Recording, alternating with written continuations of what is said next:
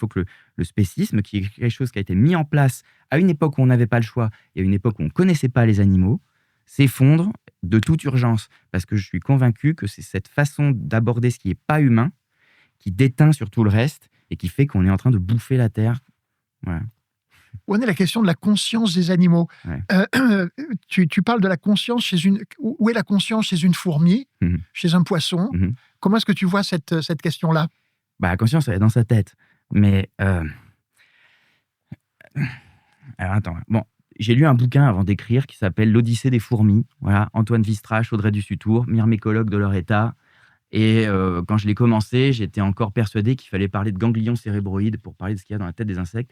Et page 20, ils disent « Ah non, non, non, non. Et non seulement on parle de cerveau, mais en plus on a distingué les hémisphères dans le cerveau d'une fourmi. » Et donc ils sont capables de t'expliquer que quand elle sort la tête de la fourmilière, elle repère, elle se souvient.